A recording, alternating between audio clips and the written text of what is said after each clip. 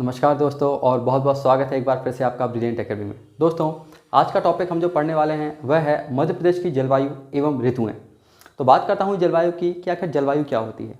तो देखिए, बहुत बड़े भूभाग पर एक लंबे समय तक वहाँ पर पाए जाने वाला तापमान, वहाँ की आर्द्रता, वहाँ की वर्षा की मात्रा तथा वहाँ पर बहने वाली जो वायु की गति है, ये सब एक उस क्षेत्र के जलवायु का निर्धारण करती हैं, यानी कि जलवायु का निर्माण करती हैं। बात करते हैं जलवायु को प्रभावित करने वाले कारक की। तो जलवायु को प्रभावित जो करते हैं वह है समुद्र तल से उसकी ऊंचाई तथा दूरी, वहाँ पर पाई जाने वाली उसकी वनस्पति की सघनता तथा उस पर्टिकुलर एरिया की अक्षांशीय स्थिति। ये सब कुछ फैक्टर्स हैं जो कि जलवायु को प्रभावित करते हैं। बात करता हूँ मैं मध्य प्रदेश की जलवायु की। तो मध्य प्रदेश की जलवायु है उष्णकटिबंधीय मानसूनी जलवायु। इसको नोट करिएगा, मध्य प्रदेश की जलवायु उष्णकटिबंधीय मानसूनी जलवायु है। उसको समझने के लिए हमको थोड़ा ग्लोब पर जाना पड़ेगा, जो मैंने यहाँ पर बनाया हुआ है, और समझते हैं किस प्रकार से है। ये आप देख पा रहे हैं, बीच से ग्लोब के 0 डिग्री पर भूमध्य रेखा है, उत्तर की ओर जाने पर कर्क रेखा 23.5 डिग्री पर, और नीचे आने पर 23.5 डिग्री पर मकर रेखा है। अब देखिए, सूर्य का जो विचरण है आपको पता है, 6 महीने के लिए सूर्य उत्तरायण होते हैं और 6 महीने के लिए सूर्य कहाँ पर होते हैं, दक्षिणायन होते हैं। इतना आपको ज्ञात है। और इस रीजन में यानी कि कर्क रेखा से लेकर मकर रेखा तक के बीच में सूर्य सबसे ज़्यादा विचरण करते हैं। अब बात करता हूँ भारत की स्थिति, यानी कि कर्क रेखा भारत के मध्य से होकर गुजरती है एवं मध्य प्रदेश के 14 जिलों से होकर गुजरती है। ये इसकी भारत की स्थिति है। अब ये जो क्षेत्र है, यानी कि कर्क रेखा से लेकर मकर रेखा तक का क्षेत्र जिसमें कि सूर्य सबसे ज़्यादा विचरण करता है, ये क्षेत्र कहलाता है उष्णकटिबंधीय क्षेत्र। क्या नाम है इसका? उष्णकटिबंधीय।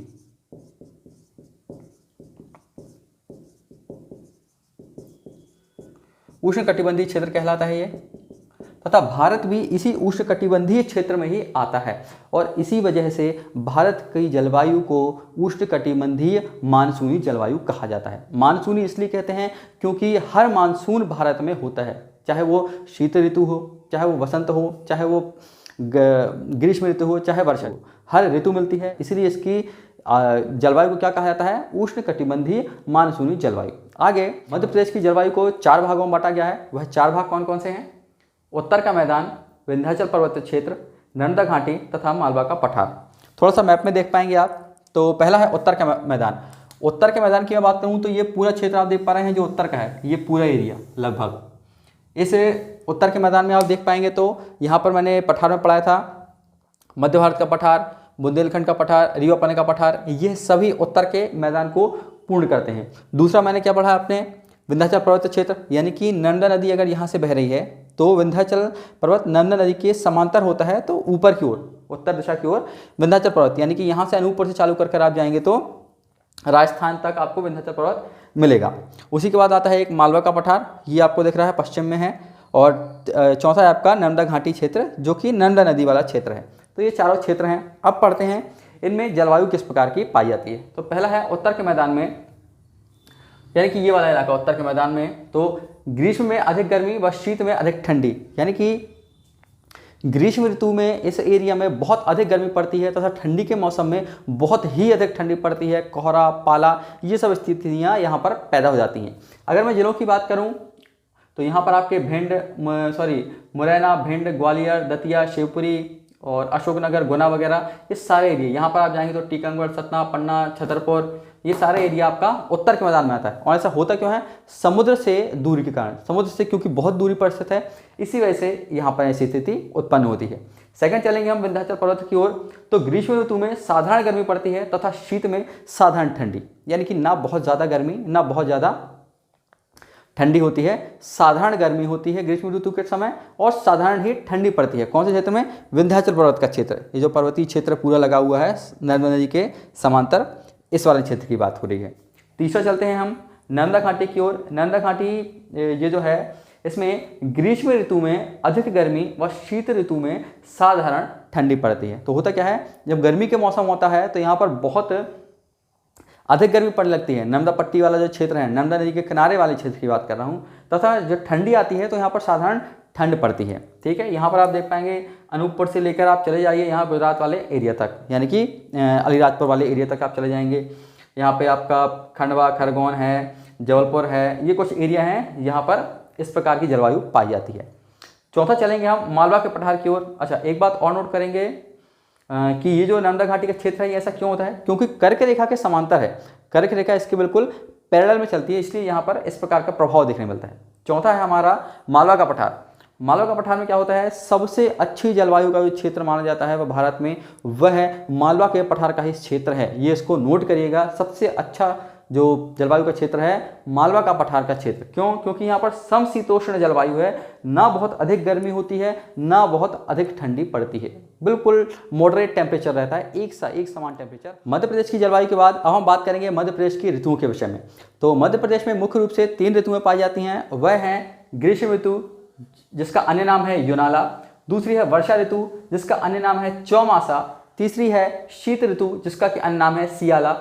इन तीनों नामों को नोट करना है, युनाला, चौमासा, सियाला, क्योंकि इंपॉर्टेंट है। चलिए बात करते हैं सबसे पहले हम ग्रीष्म ऋतु के विषय में। तो जैसा कि आपको पता है ग्रीष्म ऋतु मार्च से लेकर जून तक के समय में पड़ती है, इस समय में इसका प्रारंभ होता है यानी कि। तो इसको अगर मैं थोड़ा सा ग्लोब पर आप चलें तो जैसा कि मैंने बताया था 0 डिग्री पर यानी कि भूमध्य रेखा पर 21 मार्च को सूर्य लंबवत होता है, और जब उत्तरायणी चढ़ने लगता है सूर्य यानी कि कर्क रेखा की ओर चलने लगता है, कब? 21 मार्च के बाद 21 जून को वहां पहुंच जाता है। तो क्योंकि सूर्य कर्क रेखा की ओर जाने लगा है तो कर्क रेखा पर तापमान बढ़ने लगता है और इसी वजह से गर्मी भी पड़ने लगती है। तो समय कब से है? मार्च से लेकर जून तक। सर्वाधिक गर्म जिला अगर मैं औसत की बात करूं यानी कि औसत के रूप में सर्वाधिक गर्म जिला जो है वह मध्य प्रदेश में वह है ग्वालियर। तो यहाँ पर आप देख पा रहे हैं ये ग्वालियर वाला क्षेत्र है। केवल ग्वालियर नहीं, ये थोड़ा सा वेरिएट भी होता रहता है समय समय के अनुसार, तो लेकिन फिर भी जो मापा गया है वह ग्वालियर है। तो ये वाला रीजन आप देख पा रहे हैं उत्तर में, ठीक है। सबसे गर्म स्थान की अगर हम बात करें तो यह है गंज बासौदा, ये दक्षिण में एक स्थान है, यहाँ पर पड़ता है। तो गर्मी यहाँ पर भी अधिक पड़ती है इस वाले इलाके में, तथा यहाँ पर भी गर्मी अधिक पड़ती है। तो सबसे गर्म स्थान है गंज बासौदा। तथा सितंबर से अक्टूबर के माह में आपने देखा होगा रक्षाबंधन के समय वाला जो समय रहता है, सितंबर से अक्टूबर के माह में दोबारा से जो गर्मी पड़ती है उस गर्मी को कहते हैं द्वितीय ग्रीष्म ऋतु। इसको भी नोट करना है कि कौन से समय में द्वितीय ग्रीष्म ऋतु पड़ रही है। ग्रीष्म ऋतु के बाद अब हम चर्चा करेंगे वर्षा ऋतु की। तो वर्षा ऋतु की मैं बात करूं अगर, तो इसकी शुरुआत होती है कब? जून से लेकर अक्टूबर तक। जून से प्रारंभ हो जाता है और अक्टूबर तक लगभग चलती है ये बरसात। अब थोड़ा सा ग्लोब की तरफ हम चलेंगे और देखेंगे 21 जून को सूर्य जो है वह कर्क रेखा पर लंबवत होता है, यानी कि 21 जून को तापमान बहुत अधिक होता है कर्क रेखा पर, और कर्क रेखा पर ही हमारा भारत स्थित है। तो इसलिए वहाँ पर बहुत अधिक तापमान होने की वजह से निम्न दाब का क्षेत्र निर्मित हो जाता है। अब उस निम्न दाब का क्षेत्र निर्मित हो जाता है, इस वजह से बंगाल की खाड़ी एवं अरब सागर से यहाँ से मानसूनी हवाएं चलने लगती हैं अपने साथ वाष्प को लेकर उस निम्न दाब के क्षेत्र को भारत में भरने के लिए, तथा यही अपने साथ मानसूनी हवाएं बरसात लेकर आती हैं और भारत में तथा मध्य प्रदेश में वर्षा का कारण भी बनती हैं। तो ये हमने देखा कि वर्षा का कारण किस प्रकार से कौन सी पवनें कर रही हैं, कौन सी हवाएं कर रही हैं, ठीक है। आगे चलते हैं। मध्य प्रदेश में मैं अगर औसत वर्षा की बात करूँ तो वह है 112 सेंटीमीटर, तथा सर्वाधिक अगर मैं बात करूं कि सर्वाधिक वर्षा कहां पर होती है मध्य प्रदेश में, तो वह होती है पचमढ़ी वाले क्षेत्र में, यानी कि पचमढ़ी में सर्वाधिक वर्षा होती है। नोट करेंगे इस पॉइंट को, और वो होती है लगभग 199 से 200 सेंटीमीटर, कई बार 200 सेंटीमीटर से अधिक वर्षा भी दर्ज की गई है। न्यूनतम वर्षा वाला स्थान की मैं बात करूं मध्य प्रदेश में तो वह है भिंड में गोहद। ये इस वाले इलाके में भिंड में गोहद में सबसे कम वर्षा होती है। यहाँ पर एक पॉइंट और मैं जोड़ना चाहूँगा, जैसा कि मैंने बताया वर्षा के लिए बंगाल की खाड़ी से पवनें चलती हैं तथा अरब सागर से भी पवनें चलती हैं। तो मध्य प्रदेश और भारत में सर्वाधिक वर्षा जो होती है वह बंगाल की खाड़ी द्वारा जो पवनें आती हैं या हवाएं आती हैं उनके द्वारा सर्वाधिक वर्षा होती है। थोड़ा सा हम चलते हैं मैप की ओर और देखेंगे कि किस प्रकार से किन किन क्षेत्रों में कितनी कितनी वर्षा होती है। औसत वर्षा के रिस्पेक्ट में हम देखेंगे। औसत वर्षा जैसा कि आपको पता है 112 सेंटीमीटर है। अब चलते हैं, ये जो क्षेत्र है यहाँ पर आप देख पा रहे हैं ये है औसत से कम वर्षा का क्षेत्र। यहाँ पर 75 से 80 सेंटीमीटर वर्षा हो रही है। ये आप देख पा रहे हैं 75 से 80 सेंटीमीटर वर्षा, औसत से कम वर्षा 112 सेंटीमीटर से कम है। और यहीं पर आपका निम्न वर्षा का क्षेत्र आता है, वो है भिंड में गोहद नामक स्थान। चलिए नीचे चलते हैं इसी की ओर, तो आपको मिलता है औसत से अधिक वर्षा का क्षेत्र। औसत से अधिक वर्षा का क्षेत्र, यहाँ पर वर्षा 125 से 150 सेंटीमीटर तक होती है। कितनी? 125 से 150 सेंटीमीटर। तथा यहीं पर सर्वाधिक वर्षा वाला स्थान भी है, वह है महादेव पर्वत पर स्थित होशंगाबाद में पचमढ़ी। ठीक है, इसको आप नोट करिएगा। अगला चलते हैं, तीसरा जो मैप पे मैंने प्रदर्शित किया है यह है सबसे कम वर्षा वाला स्थान। सबसे कम वर्षा वाला स्थान जो है यानी कि औसत से भी कम वर्षा, सबसे कम 50 से 75 सेंटीमीटर वर्षा यहाँ पर नोट की जाती है। तो ये देखा हमने वर्षा के संबंध में मैप के द्वारा और ग्लोब के द्वारा कि किस प्रकार से वर्षा हो रही है और उसका निर्धारण किस प्रकार से किया जा रहा है। ग्रीष्म ऋतु के बाद अब मैं बात करूंगा आपसे शीत ऋतु की, जिसको कि हम सियाला के नाम से जानते हैं। शीत ऋतु की मैं बात करूं तो इसका प्रारंभ अक्टूबर माह से लेकर मार्च तक चलता है। सूर्य की स्थिति की अगर मैं बात करूं तो सूर्य इस समय भूमध्य रेखा से दक्षिणायने चलना प्रारंभ कर देते हैं और इसी वजह से कर्क रेखा पर ताप कम हो जाता है और वहां पर शीत ऋतु प्रारंभ हो जाती है। चलिए, सबसे कम तापमान की मैं अगर बात करूं तो दिसंबर से लेकर जनवरी तक के माह में सबसे कम तापमान यहां पर मिलता है। मध्य प्रदेश के क्षेत्र में लगभग 18 डिग्री सेल्सियस से 21 डिग्री सेल्सियस वेरी करता है। सबसे कम तापमान की बात करूं तो वो नोट किया गया है शिवपुरी में। ये जो आपका क्षेत्र है उत्तर का, यहाँ पर सबसे कम तापमान नोट किया गया है। कभी कभी होता क्या है, ठंड के समय में चक्रवातों का देखना, हम चक्रवात और वर्षा को भी देखने को मिलती है तथा पाले की समस्या और कोहरे की समस्या भी हमको ठंड के समय में देखने को मिलती है। आगे चलेंगे, मानसून के लौटते वक्त यानी कि जब मानसून रिट्रीविंग ऑफ मानसून जिसको कहते हैं, जब मानसून लौटने लगता है तो उस समय प्रदेश में फिर से वर्षा होती है। ये जो समय है दिसंबर से लेकर जनवरी तक होता है। इस लौटते हुए मानसून की वजह से जो वर्षा होती है उसको मावठा कहा जाता है। इसको नोट करेंगे, उसको क्या कहा जाता है, मावठा कहा जाता है शीत ऋतु में होने वाली वर्षा को। बात करूंगा कुछ फैक्ट की। प्रदेश में दैनिक और वार्षिक तापांतर बहुत अधिक मिलता है और यह सबसे अधिक मार्च के महीने में देखने को मिलता है। तापांतर क्या होता है, यानी कि दिन के समय में बहुत अधिक गर्मी तथा रात का जैसे ही समय होता है तब बहुत अधिक ठंडी पड़ती है।